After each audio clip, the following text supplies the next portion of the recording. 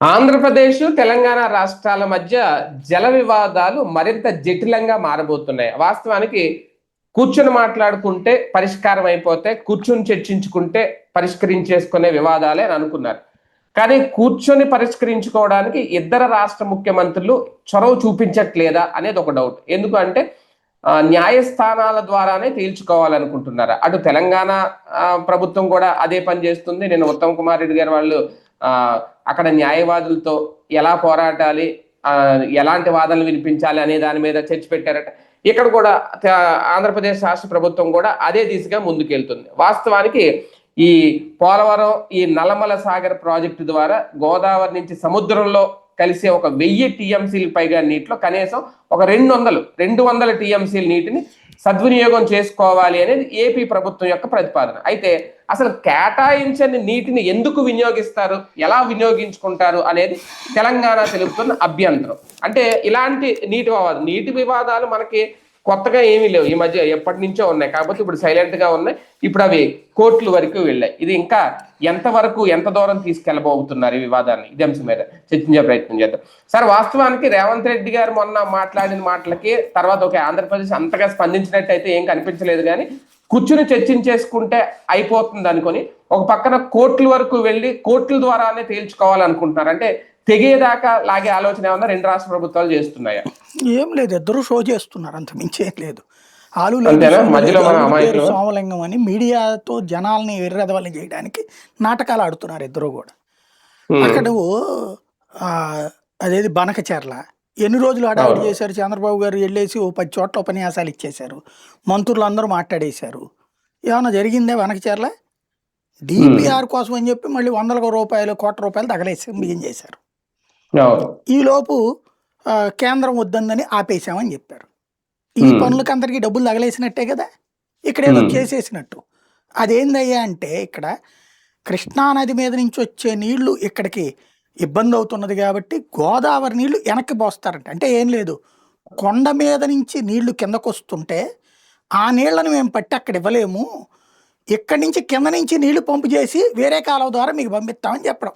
ఈజీగా అర్థమయ్యే భాషలో చెప్పాలంటే కృష్ణ నీళ్లు పైనుంచి వస్తాయి, గోదావరి నీళ్లు కింద నుంచి వెనక పంపిస్తారట. అది ఇలా తెలివితేటలు. అదే కదా రాజశేఖర రెడ్డి పెట్టింది ఏంటప్పుడు, పోలవరం కన్స్ట్రక్షన్ ద్వారా రాష్ట్రానికి సంబంధించి కొత్త ఆయకట్టు 1 కోటి ఎకరాలకి రావాలి. ఈ 1 కోటి ఎకరాలలో కృష్ణా డెల్టా స్థిరీకరణ కావాలి. దానితో పాటు కృష్ణా డెల్టా స్థిరీకరణకి మళ్ళీ ఉట్టి పోలవరంతో వర్కౌట్ కాదని అతను గమనించి ఇంకొక చక్కటి ఆలోచన చేశాడు. అదే పులిచింతల.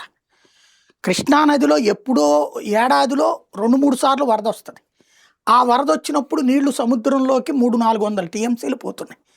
కాబట్టి పులిచింతలు కట్టాడు. ఎందుకని? శ్రీశైలం తర్వాత, నాగార్జున సాగర్ తర్వాత మనకి ఆయకట్టు ఉంది, కానీ నిల్వ కెపాసిటీ లేదు ఎక్కడా కూడా. నిల్వ చేసుకోవాలంటే ప్రకాశం బ్యారేజ్ దగ్గర కేవలం 3 టీఎంసీలే. కానీ కృష్ణా డెల్టాకి కావాల్సింది 120 టీఎంసీలు. ఏడాదికి 2 పంటలు పండించుకోవడానికి కావాల్సింది 120 టీఎంసీలు. మన దగ్గర ఆ నీళ్లు నిల్వ చేసుకోవడానికి నాగార్జున సాగర్ తర్వాత లేదు. ఆల్మట్టి, నారాయణపూర్ అట్లాంటి వాటి చోట్ల జరుగుతున్న పరిణామాల తర్వాత భవిష్యత్తులో కష్టమని భావించి, అలాగని వాళ్ళతో కొట్లాడి యుద్ధాలు చేసి భూములు లాక్కుని స్వాధీనం చేసుకునే రాజ్యుల కాలపు నాటి రాజరికం కాదు మంది. కాబట్టి అక్కడ రాజశేఖర రెడ్డి చేసిన పని ఏంటంటే, ప్రతి ఏడాది వాళ్ళు ఎంత ప్రాజెక్టులు కట్టినా సరే వరద నీళ్లు మస్ట్. ఆ వరద నీటిని దాస్తే దాన్ని అవసరమైనప్పుడు వాడదాం, పైనుంచి వచ్చే నీళ్లు వచ్చినప్పుడు ఓకే, వరద నీళ్ళని దాద్దాం అని 45 టీఎంసీల నీళ్లు, 1 కాదు 2 కాదు, 5 గ్రామాలు పూర్తిగా మునిగి 6 గ్రామాలు పాక్షికంగా మునిగినటువంటి ప్రాజెక్ట్ అది. అంత చక్కటి ప్రాజెక్ట్ ఉండగా నువ్వు అది ఎందుకు వాడలేదు చంద్రబాబు నాయుడు క్రిందసారి? అది రాజశేఖర రెడ్డి చనిపోయాక కూడా కన్స్ట్రక్షన్ పూర్తయింది. అది కాంగ్రెస్ ప్రభుత్వం ఉండగానే పూర్తయిపోయింది. దానికి పరిహారాలు కూడా ఇచ్చేశాడు. ఇచ్చేస్తే బీఆర్ఎస్ అధికారంలోకి వచ్చాక ఒక లిటిగేషన్ పెట్టింది, ఒక 30 కోట్ల రూపాయలు. ఇంకా కొంతమంది అప్పట్లో సరిగ్గా లెక్క కట్టలేదు కాంగ్రెస్ పార్టీ, ఇంకో 30 కోట్లు కట్టండి అయ్యా అని చెప్పింది. 30 కోట్లు కట్టేస్తే ఆ ప్రాజెక్ట్ చేతికి వచ్చేస్తుంది. కట్టల దాన్ని 3 చేసి ఫైనల్గా అటు ఇటు చేసి 300 కోట్లు కట్టమన్నారు. ఉమ్, అది అలా నిలబడిపోయింది, వదిలేశారు. వదిలేసి దానికి 300 కోట్లు కట్టడం కంటే మనం ఇక్కడ 100 కోట్లతోనే కట్టేస్తామంటూ ఏదైతే రాజశేఖర రెడ్డి హయాంలోనే కట్టినటువంటి పోలవరం కాలువలు, కుడి ఎడమ కాలువలు ఏవైతే ఉన్నాయో ఆ కాలువలకి గోదావరి నదిలో ఉన్నటువంటి నీళ్ళని లిఫ్ట్ చేసి పొయ్యటం, అవును, ఎత్తిపోతలు. అదే పట్టిసీమ ఎత్తిపోతల పథకం. అవును, 100 అదేగా కోట్లను జరుగుతుంది. ప్రారంభించి 700 కోట్లు ఖర్చు పెట్టారు. ఉమ్, 250 కోట్లు గిఫ్ట్ గా ఇచ్చారు ముందు కట్టినందుకంటూ. ఉమ్, అంటే 100 కోట్లు అక్కడ 300 కోట్లు అయిపోతే వచ్చేసేది స్థిరీకరణ. ఉమ్, ఉమ్, మరి అప్పుడు ఇంక ఇది ఎందుకు అంటే, రాష్ట్ర చరిత్రలో చంద్రబాబు గారి మీద ఒక మచ్చ ఉంది. ఆయన వచ్చి ఒక్క సాగునీటి ప్రాజెక్టు కూడా ముట్టుకోలేదు ఆయన ఇన్నేళ్ల రాజకీయ జీవితంలో అని. పూర్తి చేయలేదనా? ప్రారంభించడం లేదు, ప్రారంభించడానికి చాలా శంకుస్థాపనలు చేశారు, అవును, అది ఏది వేరే కూడా ఇంకా. పూర్తి చేయలేదు. పూర్తి చేయలేదండి. ఆయన పేరుతో ప్రారంభించింది కూడా లేదు, అంతకుముందు ప్రారంభించిందని మళ్ళీ ఆయన ఇంకోసారి శంకుస్థాపనలు చేసినవి ఉన్నాయి. ఇప్పుడు పోలవరం పూర్తి అవుతుందేమో. అది ఇది కూడా ఏం చేసింది కాదు, శంకుస్థాపన కాదు, అంటే రాజశేఖర ఈయన రెడ్డి హయాంలో అన్న, ఈయన చేతుల మీద అన్న పూర్తి అవుతుందేమో. పూర్తయితే ఇప్పుడు పూర్తి అవ్వాలి అది. ఒకటి అప్పుడు అది అది. దాన్ని దృష్టిలో పెట్టుకుని ఈయన ఏదైతే పోలవరానికి సంబంధించిన కుడి ఎడమ కాలువల్లోకి నీళ్లను పోసేసి అది చేసుకొచ్చారు, అది జరిగింది. ఇది అయిపోయింది. అప్పుడు రాజశేఖర రెడ్డి పైన పోతిరెడ్డిపాడులో 11,000 క్యూసెక్కుల నీళ్లు వాడుకోవడానికి మాత్రమే అంతకు ముందు ఉంది, అంజయ్ కాలంలో చేసింది. వరుసగా అంతకుముందు ఎప్పుడో 500-600 క్యూసెక్కుల నీళ్లు వాడుకోవడానికి మాత్రం, అది కూడా 881 అడుగుల కెపాసిటీలో శ్రీశైలంలో నీళ్లు ఉంటే అప్పుడు వాడుకోవచ్చు పోతిరెడ్డిపాడు, అప్పుడు లిఫ్ట్ చేసుకోవచ్చు. అంత ఉండాలి నిల్వ మస్ట్గా, అంత ఉంటే కానీ అక్కడి నుంచి లిఫ్ట్ చేయడానికి వీల్లేదు పోతిరెడ్డిపాడు. రాజశేఖర రెడ్డి అప్పుడు జీవో ఇచ్చాడు. అయితే తెలంగాణకి అంత ఉంటే వర్కౌట్ కాదు, అంతకంటే తక్కువ ఉంటేనే వర్కౌట్ అవుతుంది. కాబట్టి అప్పుడు తెలంగాణ వాళ్ళు గొడవ చేశారు, హరీష్ రావు వీళ్ళందరూ చేస్తే మన నీళ్లు మనమే ఉంటుంది, రాయలసీమకు 133 టీఎంసీల హక్కు ఉందయ్యా, తెలంగాణకి 299 టీఎంసీల హక్కు ఉంది తెలంగాణ ప్రాజెక్టులకి, ఆంధ్రాకి 580-600 టీఎంసీల దాకా హక్కు ఉంది. ఇది ఓపెన్గా ఉన్నటువంటి హక్కులు. కానీ అత్యధిక హక్కు ఆంధ్ర వినియోగించుకుంటుంది, కానీ పూర్తి హక్కు ఆంధ్ర కూడా వినియోగించుకోవట్లేదు. రాయలసీమ అయితే మాకు 133 హక్కు ఉంటే కనీసం 20 టీఎంసీలు కూడా వాడుకోలేకపోతున్నాం, తెలంగాణ కూడా 299 వాడుకోవట్లేదు, 100-125కి మించి అవ్వట్లేదు. ఇది నిజం. అది పైన కట్టినటువంటి ఆల్మట్టీలు నారాయణపూర్ల దరిద్రానికి సాక్ష్యం. ఏడాదిలో 4 నెలలే వరదలు వస్తున్నాయి, ఆ 4 నెలలు కాస్త ఇప్పుడు ఏడాదిలో అప్పుడప్పుడు ఏది 2-3 వరదలకు మించి రావట్లేదు. ఆ వచ్చినప్పుడేమో ఇక్కడ మన ప్రాజెక్టు లేకపోవడం వల్ల సముద్రంలో పారబోస్తున్నాం.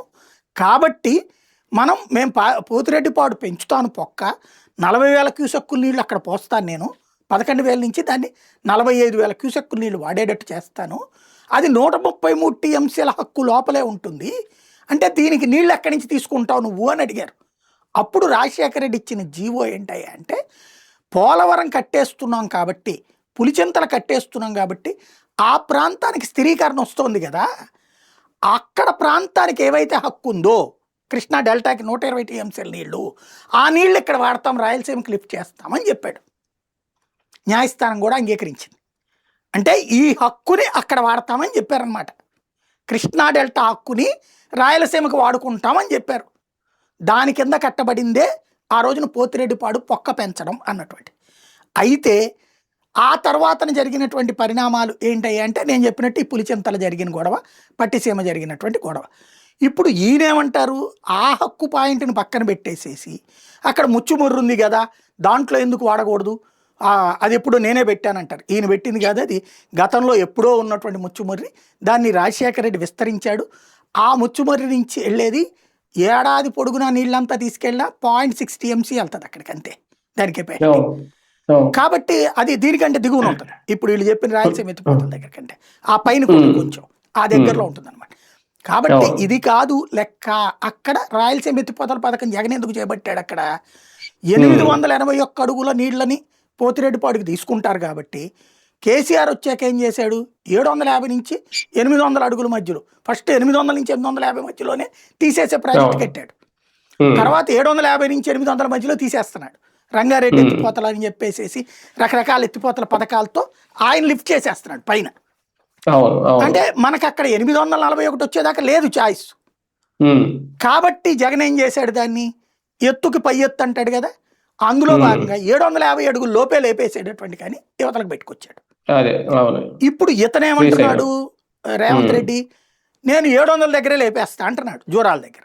జోరాల నుంచి ఇంకా అప్పుడు మనకు నీళ్ళు రావు. రావు అనేది ఇది శ్రీశైలం overall గా నిండదు. జరుగుతున్నటువంటి ఏంటంటే టెలిమీటర్లు పెట్టి, కృష్ణా బోర్డు పెట్టి, గోదావరి బోర్డు పెట్టి రూల్ ప్రకారం జరగాల్సింది కాకుండా అక్కడ 18 ప్రాజెక్టులు అక్రమంగా కడుతున్నారు. 18 ఎత్తిపోతలు ఉన్న వాటికి పొక్కలు పెంచడం, లేకపోతే కొత్తగా ఎత్తిపోతలు పెట్టడం 18 చేస్తున్నారు. దాని గురించి నోరు ఎత్తి మాట్లాడాల్సినటువంటి వాళ్ళు వీళ్ళు అమ్ముడుపోయారన్ను. వీళ్ళకి భయం తెలంగాణతో గొడవ పెట్టుకోవడానికి. ఎందుకు భయం అంటే వీళ్ళందరూ ఆస్తులు అక్కడే ఉన్నాయి, వీళ్ళ జీవితకాలం బతకాల్సింది అక్కడే, వీళ్ళ కుటుంబాలు. పేరుకి మనకి వలస ప్రభుత్వాలు ఇక్కడ నడిచేది. ప్రతిపక్షం అధికార పక్షం అందరూ వలసలే మనకి ఇక్కడ. ఆంధ్ర మూలాలు ఉన్నటువంటి, ఆంధ్రాలో పుట్టి అక్కడికి వెళ్ళి సెటిల్ అయ్యి అక్కడ బ్రతుకుతా, అక్కడ బాగా కోరుతా, ఇక్కడ నాశనం కోరుకునే వాళ్ళే వీళ్ళందరూ కూడా. కానీ ఆంధ్రప్రదేశ్కి రావాల్సిన నీటిని అడ్డుకోవాలి అని తెలంగాణ కుట్ర చేస్తా ఉంటే ఆ కుట్రకి ఇండైరెక్ట్ గా సహకారం అందిస్తుందా ఆంధ్రప్రదేశ్ రాష్ట్ర ప్రభుత్వం కానీ ఇక్కడ ఉన్న పార్టీలకు సంబంధించిన నాయకులు కానీ? అందుకే ఇప్పుడు సుప్రీంకోర్టు వరకు వెళ్ళి పోలవరం ఆపేయండి, నల్లమల సాగర్ ఆపేయండి, అసలు మేము అటు నీళ్ళే ఇవ్వకుండా చేయండి అని చెప్పి వీళ్ళు సుప్రీంకోర్టుకి వెళ్ళడం వెనక ఏంటి? రేవంత్ రెడ్డి ట్రాప్ వేశాడు, ఆ ట్రాప్ కి పరోక్షంగా సహకరిస్తున్నారు వీళ్ళు. పరోక్షంగా సహకరిస్తున్నారు. ప్రత్యక్షంగా రాష్ట్ర ప్రయోజనాల కోసం మేము అంటూ రాష్ట్ర ప్రజల్ని మోసం చేస్తూ రేవంత్ రెడ్డికి లైఫ్ ఇస్తున్నారు. అక్కడ ఏంటయ్యా అంటే రేవంత్ రెడ్డి వేసిన పిటిషను నల్లమల సాగర్ ప్రాజెక్టుకి డిపిఆర్ లేకుండా ఇవ్వకూడదు, అనుమతి ఇవ్వకూడదు. అసలు సుప్రీంకోర్టుకి ఏంటి సంబంధం? అది హూ ఇస్ ద పార్ట్ అందులో? అంటే స్టే తెస్తారా సార్ సుప్రీం నుంచి ఒకవేళ రేపు? నేను అనేది తెస్తే ప్రాజెక్టు ఓకేనా కాదా అన్నది కేంద్ర ప్రభుత్వం. కేంద్రం డిపిఆర్ అంటే ఏంటి? Detailed project report. ముందు ప్రాజెక్ట్ రిపోర్ట్ తయారు చేశాక తీసుకెళ్లి కేంద్ర ప్రభుత్వానికి ఇచ్చుకుంటాం మనం. కేంద్ర ప్రభుత్వం అప్పుడు అడుగుతుంది నీకున్న హక్కు ఏందయ్యా, నువ్వు యాడ్ నుంచి వాడతావని. అప్పుడు మనం చెప్తాం ఇట్లా రాజశేఖర రెడ్డి చెప్పినట్టుగా కృష్ణా డెల్టా నీళ్ళని తీసుకెళ్లి రాయలసీమకు వాడుకుంటాం అయ్యా, అలాంటివి చెప్తాం. ఏదో లెక్క, ఇదిగో ఏడాదికి సముద్రంలో ఇంత పోతున్నాయ్యా 500 టీఎంసీలు ఇవని. ఇక్కడ అసలు లాజిక్ ఉంది చూడండి, ఇక్కడే గుర్తుపెట్టుకోండి. First come first based project rights కిందన రైపేరియన్ రైట్స్ అంటారనమాట. ఆ రైట్స్ ఆల్రెడీ ఫిక్స్ అయిపోయి ఉన్నాయి. కృష్ణా గోదావరి బోర్డులు దానికోసమే ఫిక్స్ అయ్యి ఉన్నాయి.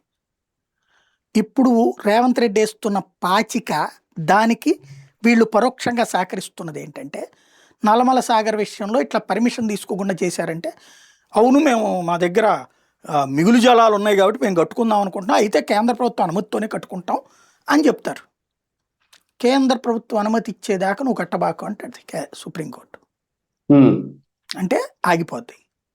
కేంద్రం అనుమతించాలంటే మొత్తం ఇప్పుడు బ్రిజేష్ కుమార్ ట్రిబ్యునల్ నడుస్తుంది.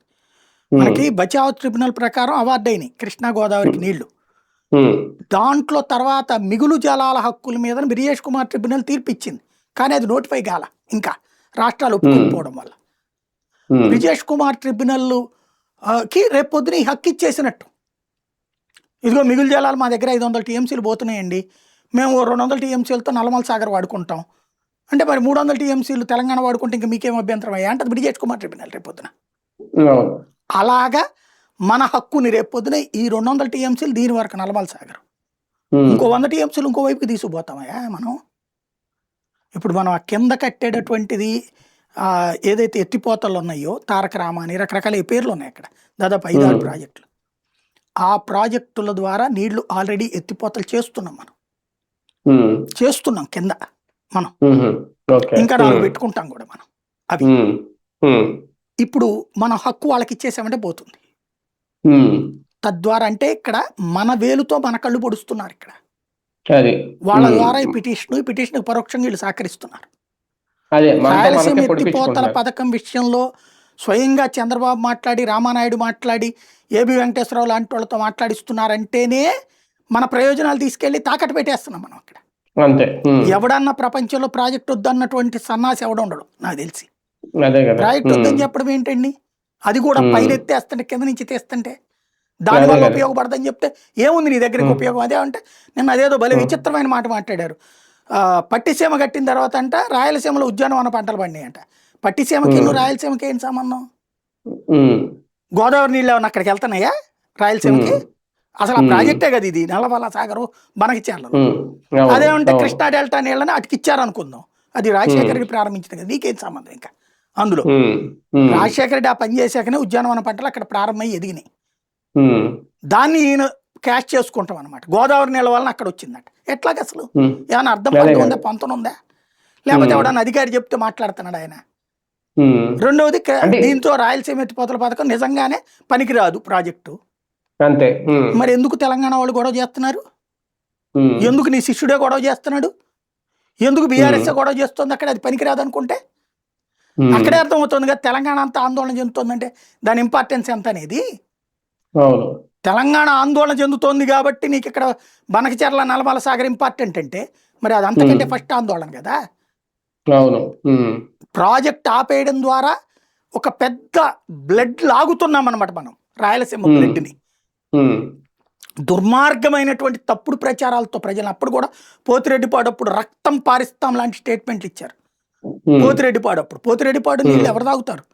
మనమే కదా. కోస్తాను అన్యాయం చేసి రాయలసీమకి ఎత్తుకుపోతున్నాడు దొంగ అన్నారు. ఎత్తుకుపోవడం ఏంది, అది ఏమన్నా ఇంటికి పట్టుకుపోతాడా రాజశేఖర రెడ్డి?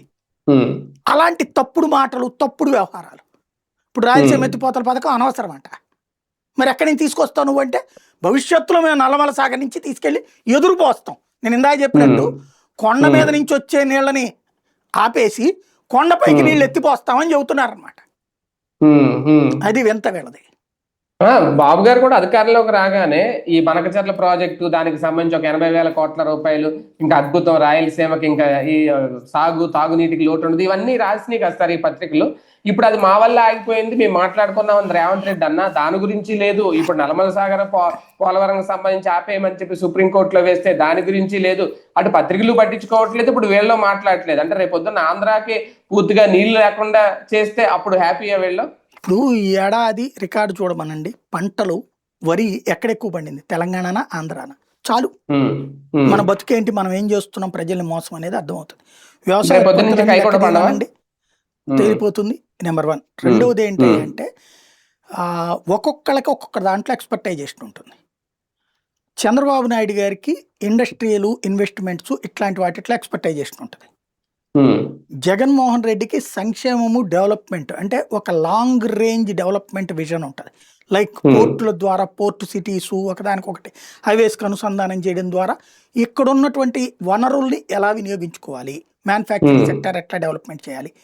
ఇతని ఇండస్ట్రియల్ బుర్ర ఇతంది, వీళ్ళది సాఫ్ట్వేర్ బుర్ర. ఎంతసేపటికి ఒకడికి 25 ఎకరాలు ఇచ్చి పడేస్తే, చీఫ్ అండ్ బెస్ట్కి ఇచ్చేస్తే వాడు 1000 ఉద్యోగాలు ఇస్తాడు, 100 ఉద్యోగాలు ఇస్తాడు, ఈ టైప్ వీళ్ళది. ఇతను ఊరకనే డబ్బులు ఎందుకు తగలేయాలి, మనం ఇండస్ట్రీకి ప్లేస్ చూపెడదాం, రా మెటీరియల్ చూపెడదాం, వాడు వచ్చి ఇక్కడ పరిశ్రమ పెట్టుకోవాలా, వాడికి ట్రాన్స్పోర్టేషన్ ఇవ్వాలి, ప్రోత్సాహకాలు పరిమితంగా ఇవ్వాలన్నది జగన్ యాటిట్యూడ్. అదే సందర్భంలో నీళ్ల మీద అవగాహనలో చంద్రబాబు గారు కానీ తెలుగుదేశం కానీ చాలా పూర్. 30% మార్క్సే వస్తాయి, 35 కూడా రావు దానికి.